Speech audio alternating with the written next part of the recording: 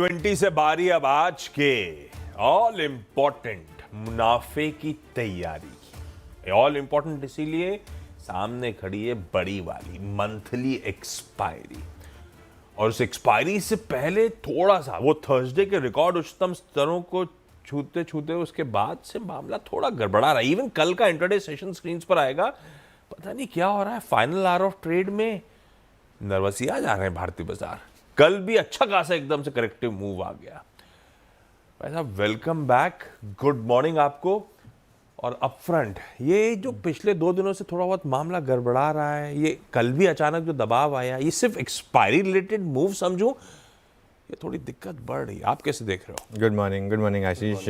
आज देखते हैं, मैं सच बताऊं तो जैसे मैं उस दिन भी कह रहा था कि थोड़ा सा दिल से तो चाहता था कि मार्केट 2 दिन थोड़ा सा नहीं चले तो बेटर है। थोड़ा दूर चले गए। हाँ, थोड़ा दूर चले गए। लेकिन देखिए आशीष, छुट्टी पर जाने से पहले मैंने थर्सडे को क्लोजिंग में हमने एक व्यू लिया था 26,200-250 पर की प्रॉफिट बुक करिए। उस दिन सुबह भी ये बात हुई थी कि अगर आपने 25,850 पर लिया तो आपका हक है 26,200-250 पर एक बार प्रॉफिट बुक करने का। शॉर्ट कॉल नहीं था, लेकिन एक था कि प्रॉफिट बुकिंग कर लें और उसके बाद साइडलाइन पर जरा देखें। अब वहाँ से गिरकर हम आ गए हैं करीब 26,246 का हाई था 25,959 पर, 300 पॉइंट गिर गए वहाँ से करीब रफली। यहाँ पर निफ्टी का 10 डे एक्सपोनेंशियल मूविंग एवरेज है और यहाँ से 25,800 पर निफ्टी का सबसे crucial 20 day exponential moving average है। वो चार्ट दिखा दीजिए और उस चार्ट की एक खूबी देखिए आप। नॉर्मली कई बार टूटते भी हैं लेवल्स, ऐसा नहीं है कि नहीं टूटते हैं।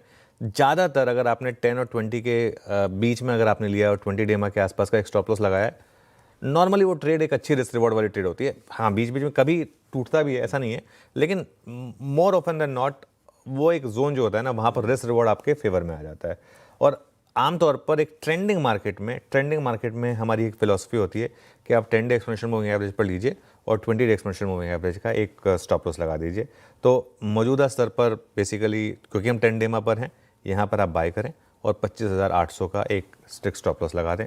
लग गया तो बैड लक, लेकिन ऑल टाइम हाई के करीब जाकर देखिए थोड़ा सा नर्वस, जैसा आपने वर्ड यूज़ किया, थोड़ा सा नर्वस आना नॉर्मल है, कोई टेंशन नहीं है। और मुझे कोई रीज़न नहीं नजर रहा था कि मार्केट ऑल टाइम हाई क्यों ना निकाले। अगर बैंक निफ्टी ने निकाल दिया, मिड कैप ने निकाल दिया, तो निफ्टी क्यों ना निकाले।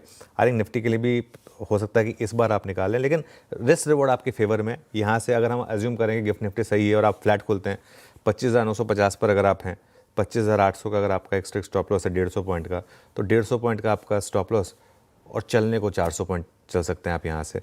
तो ये मेरे साथ 400-450 पॉइंट, ये मेरा एक व्यू होगा। हाँ, अगर 25,800 हमने डिसाइसिवली ब्रेक कर दिया, उसके नीचे अगर हम बंद हो गए ना, फिर ये कंफर्म हो जाएगा कि नहीं, ये वो बस मार्केट ने वहाँ जाके टॉप बना दिया, उसको फिर हमको रिस्पेक्ट करना होगा।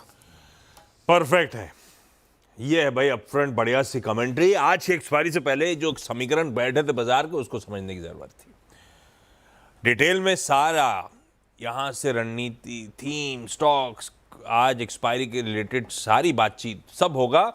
पहले एक काम करा जाए, सुबह की मंगलवार की, अरे उस पे जाऊं, कैसा रहा वीकेंड?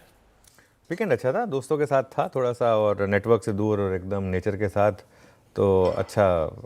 और फ़ोन भी नहीं था मेरे पास, तो मैंने पिक्चर्स भी नहीं खींची। कुछ वो नहीं था कि रेंज नहीं थी? हमने डिसाइड किया था कि हम फ़ोन भी नहीं लेके जाएंगे, हम एकदम बिल्कुल ये सही है, एकदम नेचर के साथ रहेंगे और एक उसको एंजॉय करेंगे। अरे वाह। खैर